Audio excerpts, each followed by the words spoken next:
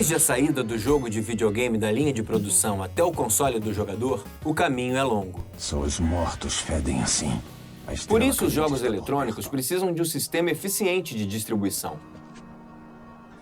Mas a indústria do videogame caminha rapidamente em direção ao futuro dos jogos em streaming ou em nuvem.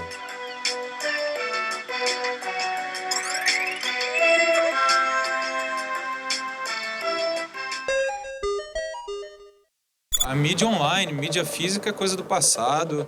Eu acho que, pela questão ambiental, a gente não precisa mais ficar fabricando. Tudo que a gente não puder fabricar é ótimo. E pela conveniência, né?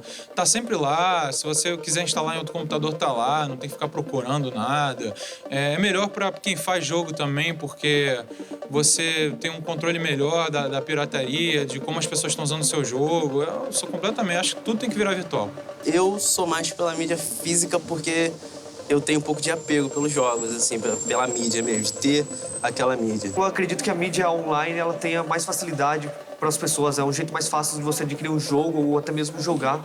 Então é melhor do que a mídia física, você tinha que ir até uma determinada loja poder comprar um jogo. Mídia física, porque sempre gostei muito de filme e gosto do jogo por ser como se fosse um filme bem interativo. Atualmente eu tô dando preferência para mídia online via download. Só porque eu sou preguiçoso, não gosto de ir na loja comprar. O jogo online, em geral, deveria ser mais barato do que a mídia física. Só que isso não acontece no Brasil, então é melhor realmente continuar no Brasil com a mídia física. A combinação de inflação galopante, moeda desvalorizada e dívida externa fez os anos 80 serem considerados a década perdida da nossa economia. Em nome da defesa da indústria nacional, uma lei de reserva de mercado dificultava ou até impedia a entrada de eletrônicos no país. Naquela época, o videogame no Brasil era muito caro. Era um brinquedo que a classe média não podia se dar o luxo de comprar e trocar a cada 2 anos. Era um grande presente de Natal, um grande presente de aniversário. Não era todo mundo que tinha, então a ideia de você jogar na casa dos parentes ou dos amigos era bem válida. Era bem mais difícil você ter alguém que fosse viajar para Miami ou para Disney e pudesse trazer um videogame. Era muito mais difícil encontrar em lojas aqui, importadores abusavam. Quem queria um console, comprava de contrabando, trazia de uma viagem ao exterior ou pagava muito caro por ele. Apesar disso, foi nessa época que a família brasileira descobriu o videogame como uma nova forma de entretenimento.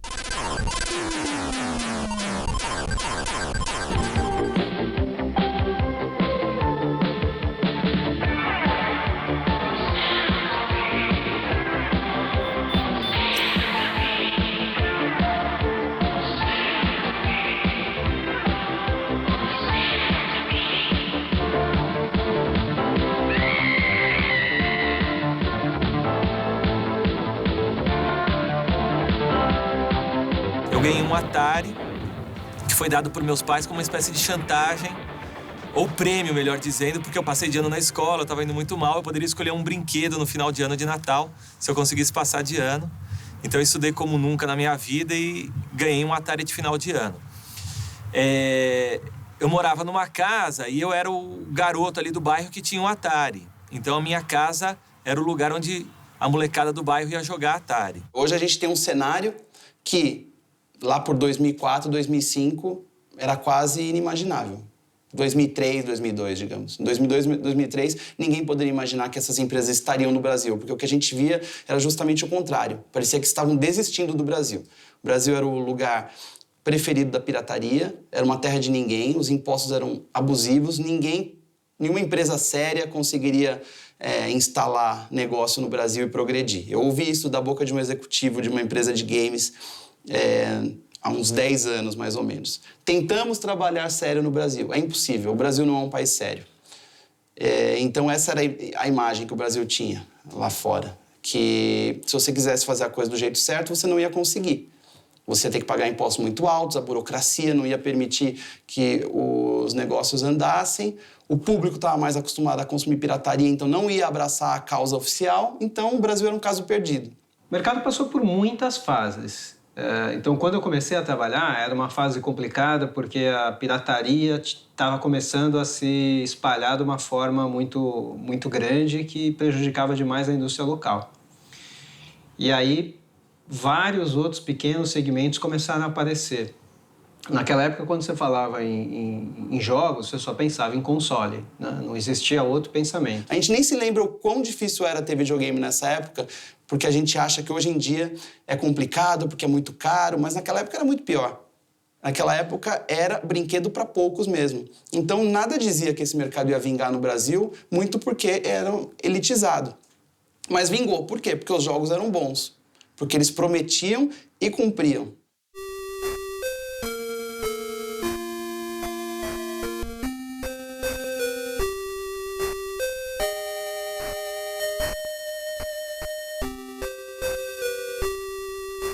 No Brasil, o que aconteceu? Nós, conhecendo o sucesso da Nintendo, tivemos que levar ao consumidor brasileiro muito mais serviço, oferecer a ele muito mais coisa para que ele ficasse com a marca Sega e escolhesse a marca Sega em detrimento da outra que era mais forte no mundo, né? Então, primeiro, o trabalho ele começou com o produto da Sega tinha uma vantagem muito grande. Ele era, do ponto de vista de hardware, melhor do que o da Nintendo, né? Ele era também um pouco diferenciado porque ele tinha o óculos 3D, né, que era um elemento que a Nintendo não tinha. Então a nossa estratégia foi destacar o óculos 3D, mostrar que era um produto superior. Investir alto no universo desconhecido dos jogos eletrônicos era uma aposta incerta. Mas em 1983, as empresas nacionais produziram seus videogames made in Brasil para abocanhar uma fatia do mercado. Alguns donos privilegiados do Atari 2600 puderam assinar o Telegame e sentir um gostinho do futuro. O serviço oferecia centenas de jogos carregados em um cartucho através de um modem e da linha telefônica. A mágica só estava disponível em São Paulo ou no Rio de Janeiro. E os pequenos jogadores precisavam ganhar uma mesada gorda para pagarem a mensalidade do serviço. O assinante fazia uma ligação e carregava um jogo na memória do cartucho. O jogo ficava gravado enquanto o aparelho estivesse ligado. A própria Atari tinha um projeto visionário para conectar os aparelhos através do telefone, mas o futuro acabou no fundo da gaveta. A Warner, que era dona da empresa, não acreditava que alguém jogaria contra um adversário que não pudesse ver. O mercado dava os primeiros passos para a distribuição digital de jogos. Saem de cena as lojas do comércio varejista e as importadoras de jogos e equipamentos. Entram em cena os jogos distribuídos via internet, que no Brasil acabam ajudando na luta contra os preços altos e a pirataria.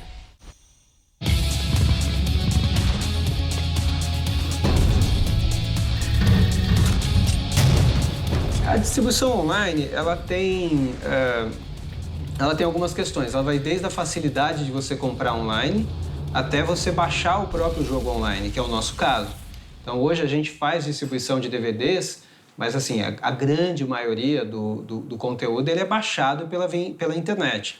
E você tem, então, esses dois pontos, a compra e a questão da instalação do software em si. E no Brasil a gente tem um problema grave que é a internet. A internet brasileira é muito instável, principalmente. E isso atrapalha muito. Mas ainda assim é uma tendência natural que a distribuição online vai crescer demais. Olha, eu diria que a internet ela impactou no mercado de games de uma maneira bem agressiva, eu diria assim, né? Não se esperava essa revolução digital que é o que a gente vive hoje. A desintermediação entre o criador e o jogador foi genial, porque você pode fazer um jogo, distribuir através da plataforma, da internet, ou do iTunes, ou do Google Play, e chegar diretamente para o jogador. Agilidade na compra, o mercado muito mais aquecido, porque vai ser muito mais prático, né? E vai ser algo muito mais direto. Os pontos negativos disso é que hoje você tem muitas pessoas que vivem a partir do meio físico. E, claro, elas vão ter que se adaptar, porque senão vai acabar esse mercado. Não tem como, é a tendência. Quando você compra um jogo de console, se ele não tiver um componente online, você vai jogar ele por, 2 meses, 3 meses e acabou. Quando você pensa no componente online, você adiciona um tempo de vida muito maior. Então, por exemplo, o primeiro jogo que a gente trouxe para o Brasil, que foi Ragnarok, na Level Up, foi lançado em setembro de 2004, a fase de testes, e ele está no ar até hoje. Isso era impensável antes para jogos, não existia, né? E a gente está falando de 10 anos de vida com uma grande quantidade de pessoas ainda jogando. Então, essa questão da longevidade do jogo ela é muito importante.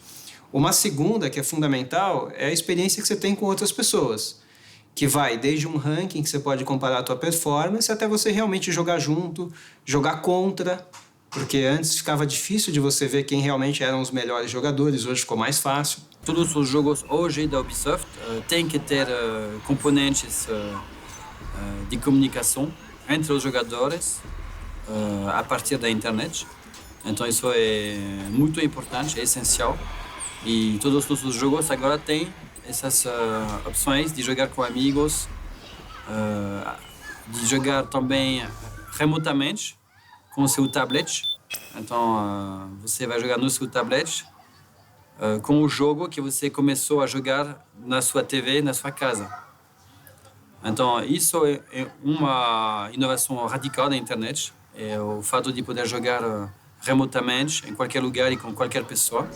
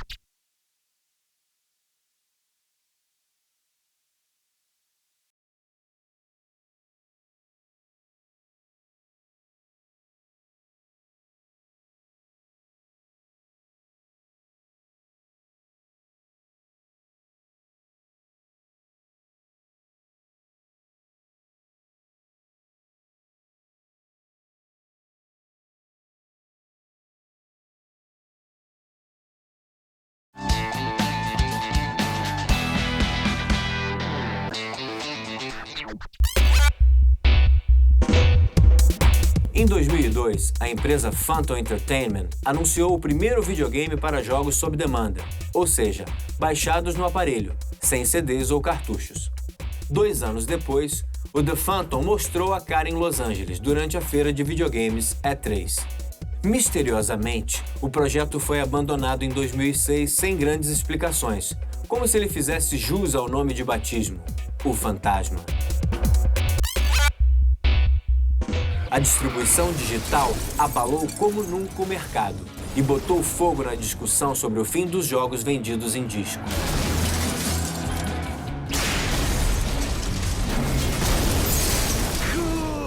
Acredito que a mídia física ela tende a desaparecer, não só para os jogos, mas diversos outros segmentos. Eu acho que a mídia física não vai acabar. Eu acho que sim, devido à utilização de hoje em dia da tecnologia. Não, porque ela consegue reunir as pessoas fisicamente também, isso é importante. A tendência vai ser que os jogos, a distribuição seja online, mas sempre vai existir a mídia física. Eu gosto muito de colecionar as mídias físicas, então eu espero que não acabe. O online possibilita muito a interação. A gente vai ter que ter uma nova cultura para esse modelo digital online. Hoje a gente está cada vez mais vivendo o universo virtual.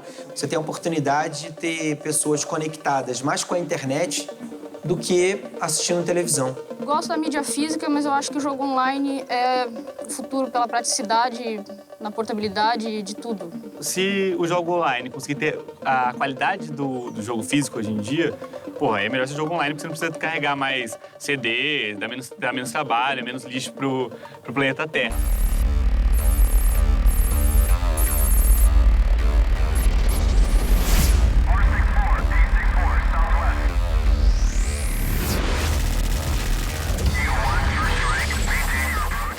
O Balist é um game que roda diretamente no Facebook. Ele foi feito em cima de uma tecnologia que nós desenvolvemos aqui dentro da empresa que permite portar um jogo com uma qualidade muito boa, com uma qualidade similar à que a gente tem nos consoles hoje, porém rodando no Facebook, né? Ele é um download extremamente pequeno e as pessoas conseguem acessar ele quase instantaneamente só a partir do download de um plugin de aproximadamente 2 megabytes. Essa tecnologia que permitiu ele ser um jogo portável para o Facebook trabalha principalmente em cima das texturas do cenário. As texturas de jogos modernos, elas são o principal responsável por gerar tamanho de arquivo. As texturas são todas as imagens que compõem o jogo, são as imagens de concreto, de madeira, de grama, texturas de personagem, de armas e por aí vai. O que a gente fez com o Ballistic foi reduzir o tamanho dessas texturas em até 90%, para que o tamanho do jogo fosse extremamente reduzido e esse jogo pudesse funcionar dentro do Facebook através de um download extremamente pequeno, né? As pessoas não precisam esperar muito tempo para jogar. A gente está fazendo esse jogo em parceria com uma publicadora americana chamada Rumble. O modelo de negócio dele é o chamado free to play, né? Que na verdade a gente entrega o jogo gratuitamente. Existe uma curva de envolvimento do usuário. A partir de algum ponto nessa curva, ele começa a pagar para ter benefícios lá dentro, como compra de equipamentos, compra de personagens e etc. Então é um modelo bem praticado, é um modelo que está dando muito certo na indústria de jogos no mundo inteiro hoje em dia. One of the things that's so impressive about Icarus and Ballistic is when you look at it, people don't realize that it's a game that's played in a browser on Facebook. They think it's like a high-quality client download game. Rumble and Icarus, I think, came into contact through Unity. We were looking for our first external project, and Icarus came to us very highly recommended through Unity as one of the top Unity developers in the world. A empresa tem uma pegada muito nova. O fato de a gente ter começado recentemente faz com que o nosso foco seja muito em jogos sociais, jogos para mobile e jogos que possam ser portados para diversas plataformas, né? O mesmo produto pode servir tanto para computador quanto para tablets e as pessoas têm acesso ao mesmo jogo, independente se elas estão jogando em casa ou se elas estão jogando on the go, né? Se elas estão na rua ou em outros lugares, né? It's just been a great experience. I think Icarus has been great to work with. They're very collaborative. We have a very good process for working together. It's also, I think, Icarus and Rumble are a really good match. We share a lot of the same values and priorities around doing the right thing for the player. Quality first, those are kind of the things that are important to us. And it's shared by both Rumble and Icarus. It's not as easy as it might sound to just, release the product because we wanted to do it right. So we wanted to put it in Brazilian Portuguese. We wanted to make sure we did that right.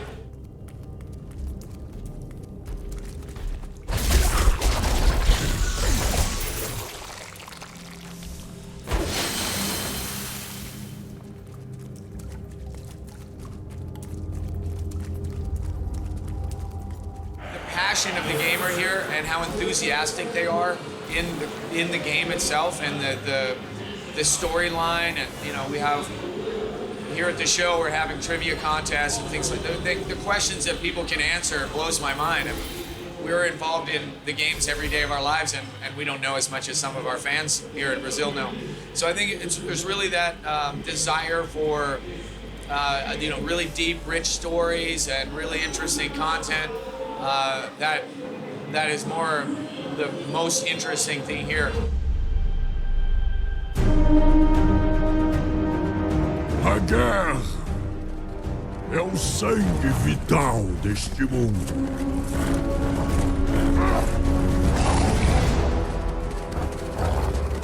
Nós somos os seus filhos.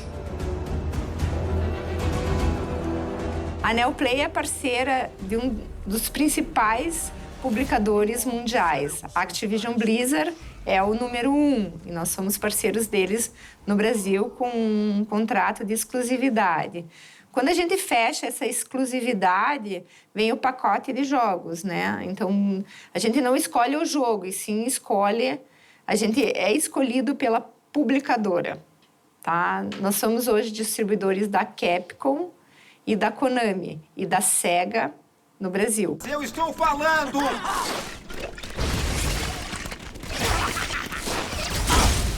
O papel do distribuidor é trazer o jogo lá de fora e entregar nas lojas do Brasil inteiro. É uma operação logística bem complexa, porque o jogo fica pronto com prazo pequeno e hoje o consumidor brasileiro quer receber o jogo no mesmo dia do lançamento mundial. O jogador, ele não quer esperar, ele quer ter o jogo no dia. Então, isso faz com que a operação seja bem complexa. O Brasil é um território muito grande, né? e a gente tem que entregar desde o norte até o sul, se concentra mais na região sudeste, mas tem clientes que a gente atende pelo Brasil inteiro. Isso é o papel do distribuidor. Ah, o vão na montanha! Paraquedas!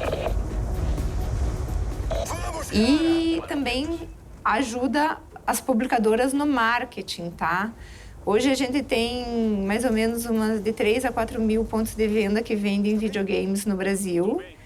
E essas lojas, elas querem ter o jogo na data e fazem eventos, porque os fãs das marcas, eles querem o produto no dia do lançamento e vão na loja. Então, provavelmente vocês já viram o lançamento dos jogos muito grandes, tem filas e filas de fãs esperando o sinal para poder comprar o jogo. Enquanto esperavam, o sangue dos mortos correu sobre eles. A areia grudou nas suas peles como um manto e os mudou. Os ungiu. Quando o inimigo se aproximou, os 14 que restavam surgiram da areia do deserto. Eles eram caçadores que não podiam ser vistos. Camuflados, os seus inimigos não puderam se defender. Quando os homens ficaram sem munição, usaram as facas. E quando as facas ficaram cegas, usaram as mãos. Quando o pó e a areia baixaram, apenas um inimigo havia sobrevivido. Ele foi encontrado no deserto, vagando errante e traumatizado. Ele avisou os demais de uma força tão ameaçadora e invencível que só poderia ser dita sobrenatural. Ele o chamou de Ghosts. A venda dos games na web abre espaço para os indies. E a plataforma Steam lidera a distribuição online. Os produtores podem apresentar os seus jogos, ganhar o apoio da comunidade e fazer parte do catálogo de vendas.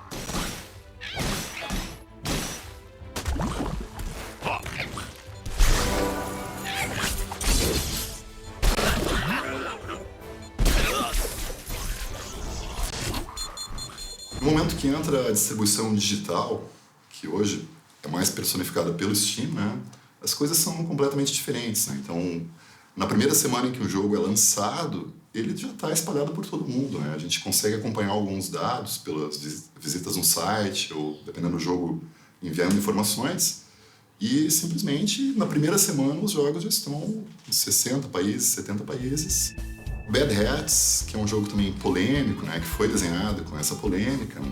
Por ter uma violência cartoon, sangue, gatos contra ratos, enfim. E ele é um certo marco para nós no sentido de ser o primeiro jogo com publicação no Steam, né? Que então teve uma abrangência assim, que logo ou rapidamente ultrapassou o número de países alcançados, a abrangência realmente do jogo, assim, dos nossos produtos. Hoje o mercado indie cresceu bastante porque virou mais simples de desenvolver jogos para smartphone, tablet, porque os custos são mais baixos. As empresas de TI como Apple, como Google e Android, eles tiveram uma boa ideia de oferecer ferramentas simples de alta qualidade e grátis para ajudar os jovens criadores a desenvolver jogos para as plataformas deles. E isso criou uma oportunidade excepcional para todos os criadores do mundo inteiro de testar essas ferramentas e aprender a fazer.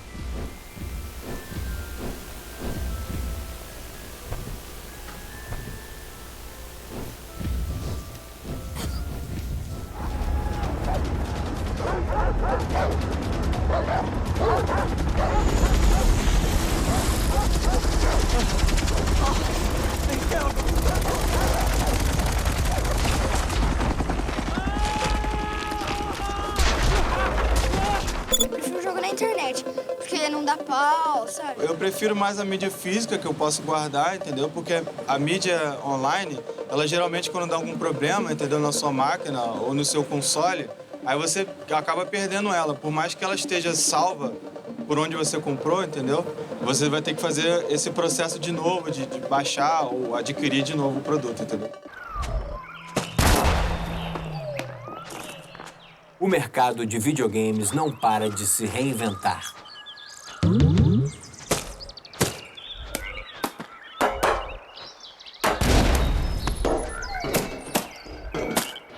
E os novos modelos de produção e distribuição digital estão mudando rapidamente a lógica dos negócios.